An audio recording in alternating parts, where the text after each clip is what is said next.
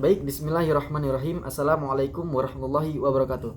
Alhamdulillahirabbil alamin. Allahumma sholli ala sayyidina Muhammad wa ala ali sayyidina Muhammad. Yang terhormat kepada Bapak dosen Bapak Idrus Al-Ghifari MH selaku dosen pengampu pada mata kuliah Hukum Perdata Internasional. Di sini saya Triwardoyo, NPM 2121010127 dari kelas D Hukum Keluarga Islam akan menjelaskan bab 1 sampai bab 5 yang ada di dalam pengantar Hukum Perdata Internasional. Atas kesempatannya saya ucapkan terima kasih. Baik, di sini saya akan membahas dalam bab 1 yaitu tentang pengertian dan ruang lingkup. Hukum Perdata Internasional itu adalah keseluruhan kaidah dan asas hukum yang mengatur hubungan perdata yang melintasi batas negara. Sedangkan hukum internasional publik itu adalah keseluruhan kaidah dan asas hukum yang mengatur hubungan atau persoalan yang melintasi batas negara atau hubungan internasional yang bukan bersifat perdata. Kemudian sumber hukum perdata internasional itu adalah hukum nasional atau undang-undang. Kemudian subjek hukum menurut perdata memiliki pengertian yang mana diantaranya setiap pendukung hak dan kewajiban dan setiap pemilik kepentingan yang mempunyai kapasitas untuk mengajukan gugatan. Kemudian subjek hukumnya itu adalah manusia atau individu dan badan usaha sendiri. Itu badan hukum diantaranya perseroan terbatas, koperasi, dan yayasan.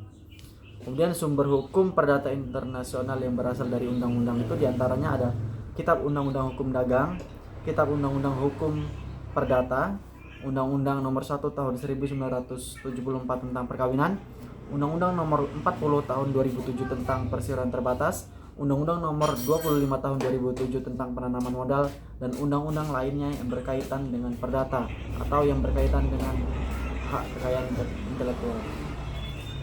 Kemudian ruang lingkup hukum perdata internasional itu dibagi menjadi 4, yang mana ada yang tersempit, ada yang lebih luas, ada yang lebih luas lagi, dan ada yang terluas.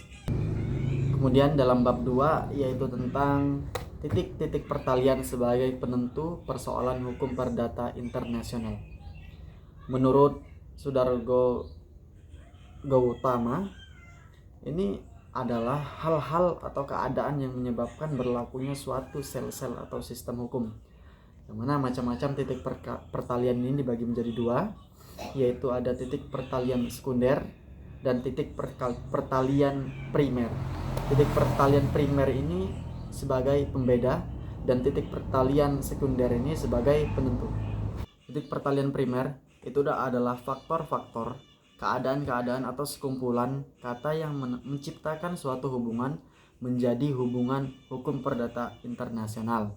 Faktornya diantaranya ada kewarganegaraan, kemudian bendera kapal atau pesawat, kemudian domisili, tempat kediaman, tempat kedudukan badan hukum, pilihan hukum, dan hubungan internasional.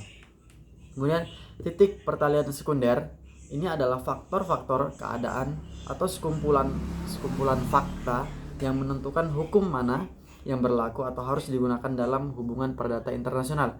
Di antaranya tempat letaknya benda, tempat dilangsungkannya perbuatan hukum, tempat dilaksanakannya perjanjian, tempat terjadinya perbuatan melanggar hukum, pemakaian prinsip kewarganegaraan untuk hukum perdata internasional Indonesia, dan pilihan hukum.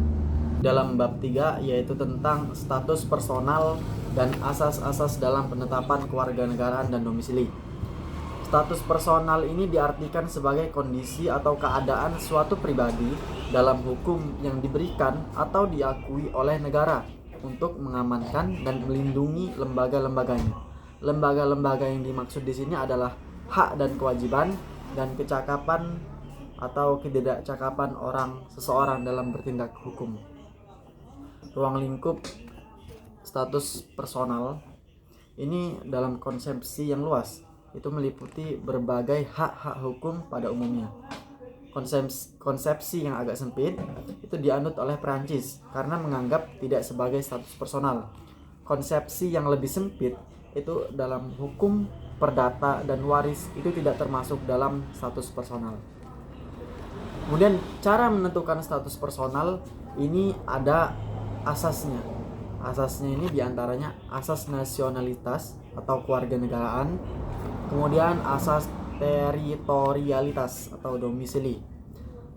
Asas menentukan kewarganegaraan tuh ada dua, yakni tempat kelahiran atau ius soli dan asas keturunan atau ius sanguinis. Kemudian domisili. Domisili ini ada 3 untuk menentukannya, yakni domisili of origin, yakni waktu kelahiran, domisili of choice, yaitu tentang kemampuan, tempat kediaman dan hasrat, dan domisili by operation of the law, yaitu adalah domisili yang dimiliki orang-orang tergantung pada orang lain.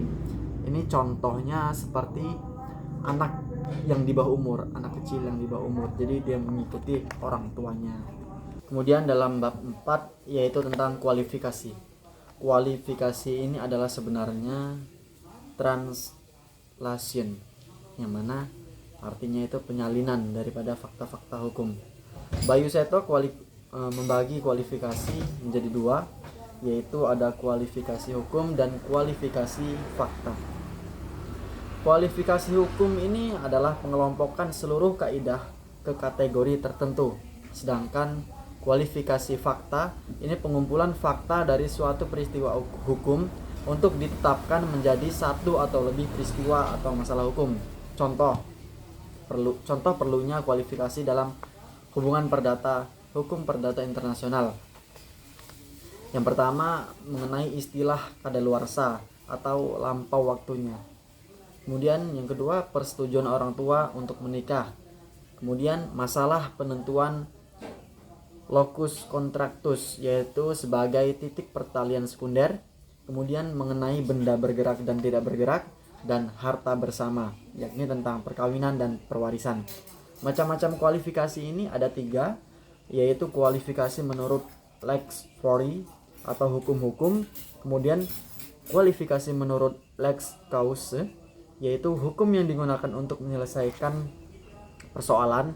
Kemudian yang ketiga ini kualifikasi bertahap atau primer atau sekunder. Bab 5 yaitu tentang penunjukan kembali atau renvoi. Artinya penunjukan kembali ini yang semua berasal dari X ke Y namun dialihkan lagi. Dari Y ini dialihkan lagi kepada X. Nah, renvoi ini adalah fenomena hukum di mana pengadilan suatu negara merujuk kepada hukum negara lain untuk menyelesaikannya. Jelas? Saya ulangi lagi. Renvoi ini adalah fenomena hukum di mana pengadilan suatu negara merujuk kepada hukum negara lain untuk menyelesaikannya. Pro kontra tentang renvoi. Kontra di sini karena renvoi tidak logis. Kemudian renvoi merupakan penyerahan kedaulatan legislatif. Kemudian renvoi ini membawa kepastian hukum. Ini menurut yang kontra. Kemudian dalam tim yang pro ini karena renvoi ini lebih praktis. Kemudian keputusan yang berbeda, dan kemudian yang terakhir yaitu harmoni dari keputusan-keputusan. Apabila dalam penjelasan atau pemaparan materi saya banyak kesalahan atau kekeliruan, saya mohon maaf kepada Allah, mohon ampun. Kepada Bapak Idrus Al-Ghifari, saya ucapkan terima kasih yang sebesar-besarnya. Terima kasih. Wassalamualaikum warahmatullahi wabarakatuh.